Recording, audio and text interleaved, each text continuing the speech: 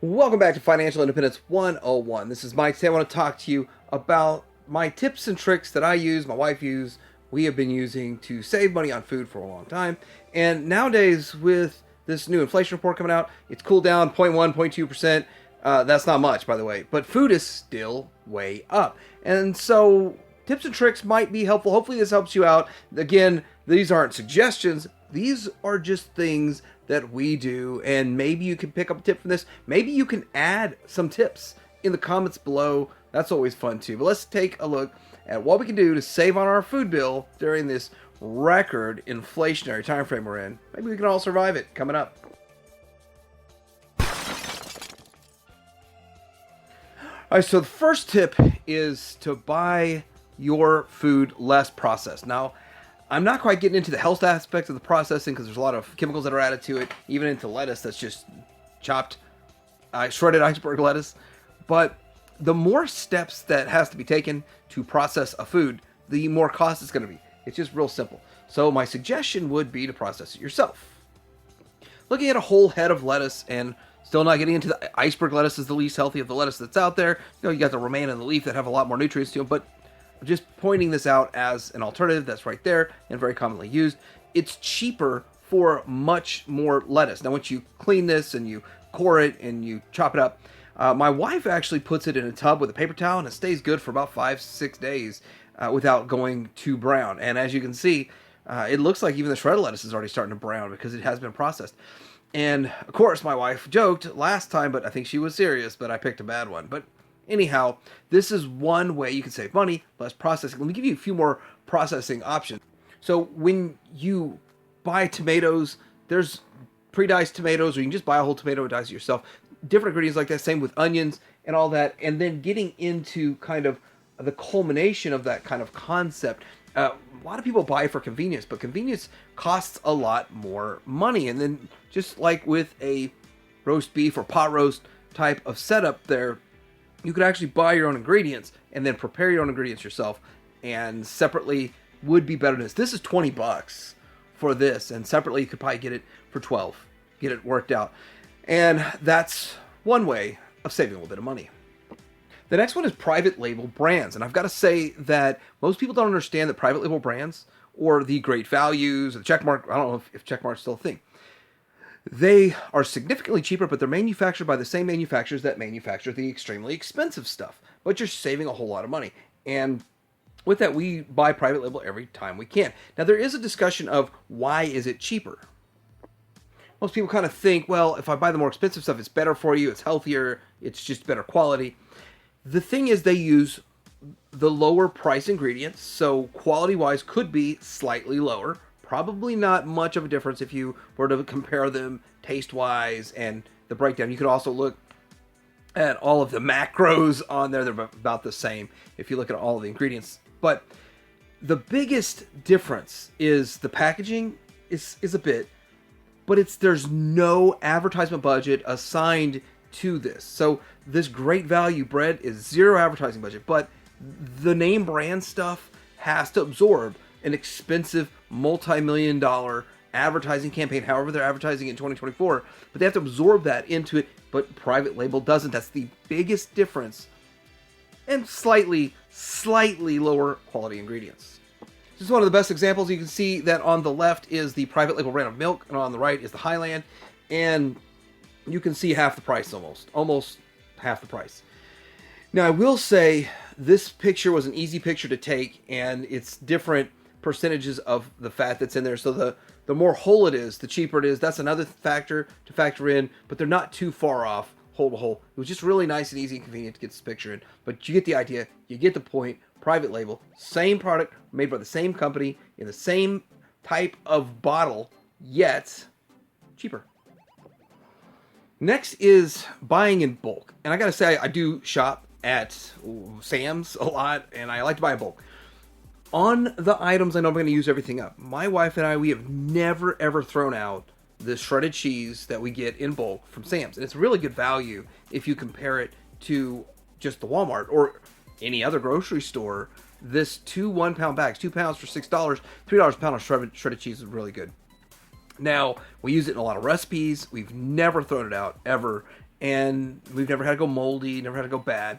But this won't apply very well if it's something that you are not going to use a lot of. So it'd be more advantageous if you don't use a whole lot of shredded cheese to go buy the higher cost per ounce in a smaller bag that's going to cost you $4 if that's going to last you for 6 weeks, or well, I don't know if it's really good for 6 weeks, but if it's going to last you for the whole time and you would never use this up, then it's not good for you. But for us, it is. And that's not a watermark in the middle of the picture. That's actually my face. Same thing with sour cream, and I think that one of these tubes is like $3.22. The exact one of these tubes, but this is 2 for $4.68. A little bit of a blurry picture there, but we've never thrown out the sour cream. And I actually think that this type of packaging of the squeeze sour cream is better for storage, and it lasts longer, and you don't get the accumulation of moisture in there the same way just a tub does. I don't know exactly why the tub accumulates moisture and you got like the water piling up on your sour cream. But again, we've never thrown it out. We've never had to get moldy, never had to go bad on us. And I don't really feel like we use a whole lot of sour cream. It just lasts a while. But it's worth it. It's worth the savings. You might start thinking, Mike, you're talking about $1 here, $1 there, $1 here, $1 there. That's $3,000 over a year, right? Oh, I like this picture. It's a little bit better. The next thing that we do is it's buying in bulk, but what else are you doing with that bulk? And we've bought ground beef, these large 10-pound chubs, and I think we got to 80%. And break them down into 8 bags. Now we do 8 bags of 1.5 pound bags because we generally, that's what we're going to use for a meal. When we prepare a meal for the whole family of 4, we want enough meat to last, and we generally up our recipes to match the 1.5 pounds, so we can of course feed the entire family. Everybody can get enough. But the fact that we break it down and freeze it, and it can last a long time. The thing is that if you buy in bulk like this, then you're not going to use all this in 3 or 4 days or 5, however long the time is left on this. So we just freeze it. Never had a problem with it ever. I'm not saying that you won't have a problem. You might have a problem with it if you do it this way, but this is what we do. We also have deer meat, frozen deer meat. We have a lot of hunters in here, and both my kids out there, they know how to handle both a crossbow and a 22, and they both taken a deer down. They both clean deer, and we have the antlers and heads and all that stuff. But the meat, you don't kill what you don't eat. That's the hunter code. You eat what you kill, and you do this. You hunt this for the meat and for that purpose. And we have steaks, we have lots of deer meat, but I gotta tell you, ground beef tastes way better. So we do kind of a 50-50 mix sometimes. We're gonna make a large meal. Sticking with meat, in case you're a carnivore, there's a lot of different sales, discounts, clearances that go. And when you look specifically at meat, and the reason I think like this, it's with decades of restaurant experience, I think about this a lot. But you get the discounted meat. There's certain times of the day that your Walmarts, your Targets would put those stickers on there, or they would discount them. And you just might want to go get used to shopping during that time frame if you buy a lot of meat. We generally do. When we see a sell on meat, chicken or whatever, we do buy a ton of it and freeze it. And that's good. I don't have a picture of Targets. It's been a long time since I've seen a Target. But Target will do something where, as you see here on the pork steaks, where it's got a yellow sticker on it where it says it's $7.69, they'll put a sticker either $3 or $5 off of that makes it like $2 or $3 for the whole thing, which is a much better value in my opinion. Now, I do want to show steaks in here, and I just think that you can get really good values on this if you start looking for, especially for like something you're going to eat today, and if you're shopping on a daily basis, something you're going to eat today. So those are good clearances, good prices. I couldn't find the ones at Target. If I could have found the ones at Target, they're way better than Walmart. But I was there when they were marking them down, and one guy marked something down really low, and I'm not sure how they decide what's going to get a percentage and another percentage, but hey, I got the low stuff, made a good deal. But let's get into some of these other clearance. So this is something that's good for my kids. We get these, they can make these breakfasts themselves, and they can make it when they're hungry. We got summer coming up, so we did kind of buy on this clearance item here. This is another really good example of the fact that this is processed, and if you did everything separately, when we actually started, we were doing that for a long time and preparing these separate type of bowls for them to where all they had to do is add an egg and heat it up, and it worked. But we got away from that. We probably need to get back to that, but with something as simple and easy as this, it's a good value.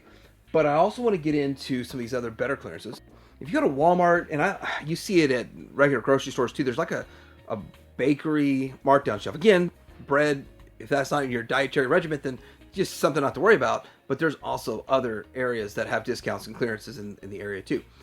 I don't even know what any of this stuff is full price. I peruse the clearance, and I try not to buy donuts, but if donuts are on clearance, I might get some donuts. I fall for that trick. I don't even know what real donuts cost until I made this video, took these pictures, and I walked over and I was like, wow, $8 for a dozen at Walmart when they used to be $4. So we're looking at some very expensive prices on this stuff, and I only buy this kind of stuff on clearance, and usually for a meal we're going to have tonight. I also don't buy it very often. Also, I can't stand the taste of coffee, and I love caffeine, and I like being hyped up, and I drink too much soda, but I have a drinking problem, and I'm going to support the habit here. This is an excellent price. The 3 for $10 or 3 for $13 at Dollar General. It's going on this week right now. If you want to get in on this, you can get in on this. But I want to brag about my mother-in-law, because she's the one that turned me on to this. I didn't even know this was a thing. I don't look at all these, but she does, and thanks to her, I went and stocked up. That makes them about $3.33 a piece, and it's almost like, if you compare that to the normal price, it's buy one, get one free, and free is always good. Well, nothing in life really is free. You gotta buy two. Yeah, buy two, get one free. My next tip is rotisserie chicken, and I want to point this out. Somebody told me that if you get the food stamps, that you are not allowed to buy rotisserie chicken. And I thought that was the strangest thing, and I don't understand why you can't buy prepared foods with that. And with that, I buy rotisserie chicken probably once every week or 2 weeks, and I eat on it for several days. And one thing that I will do is I'll eat whatever the family eats on it for the day, for the meal. Then we cool it down, and then what we do is we call it deboning it and turning it into other recipes. Sometimes you make it a sandwich, make chicken salad. You can do a whole lot of things with it. You can make it into quesadillas. It is very versatile. I have to say I do 90% of the time I use all of the chicken. 10% of the time I'm throwing a little bit of it away. But I definitely get that $5 worth out of it. If you look at raw chicken and price of raw chicken, it's nowhere near this price. I mean, it's 3 pounds for $5, and it is a loss leader. They're losing money on this. These companies lose money or break even on the $5 rotisserie chicken. They're trying to get you in the door with it, so don't sleep on it. If you like rotisserie chicken, enjoy it. I don't know exactly the health benefit of it because of the fact I know they inject it with a lot of flavors, and they do feel kind of greasy, but the thing is, once you let them cool and that stuff congeals, then you have a healthier product the next day, in my belief. Lastly, I'm going to talk about, if you're eating out in a pinch, the cheapest way to eat out, and we try to avoid this. I try to avoid eating out. This is Wendy's with their $5 biggie bag. We get this. It makes good sense. For $5, it's kind of a small burger. It's not a very big burger. It's a junior bacon cheeseburger, a crispy chicken BLT, or a double stack. And I think they've switched up the options of the burgers since this picture's come out. You also get fries, and you get 4 pieces of nuggets and a small, tiny drink. It's basically like a kid's meal. It is. It really is. And if you're going in there with a super hunger, it's not going to help you. But when you're trying to be a little bit health conscious, and you're like, okay, I'm going to cheat $5 on this, and it's enough food to make you full, and definitely it's going to fill you up. But you're not overindulging at any point. But I was looking at some of these other places. It's just ridiculously expensive. Even McDonald's. Now, McDonald's is going to be coming out with theirs. This is in response to them actually struggling as a company, and most of the franchisees struggling, so they have to meet the new demand. A lot of people can't afford to eat at McDonald's anymore because they've raised their prices, the $18 Big Mac meal and all that. So the $5 fan deal is something that they're proposing. It's not out yet. It's coming. I think they still might have the 2 McDoubles for $2, or buy one of something and get another one for $1. Those are options. But this is almost exactly like that biggie meal that they have at Wendy's. And with that, McDonald's trying to stay relevant. They're trying to stay afloat. They're trying to stay in business. And if you don't satisfy the low price demand in fast food, you're not going to stick around much longer. But these are the 2 options that are either out right now or on the way.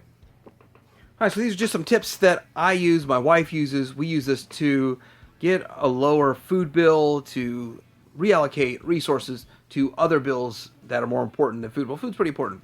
Hopefully these tips help you. Do you have any tips that you want to put in the comments below? And again, these aren't suggestions. These are tips, just saying I do them. like and subscribe, and Financial Independence 101 out.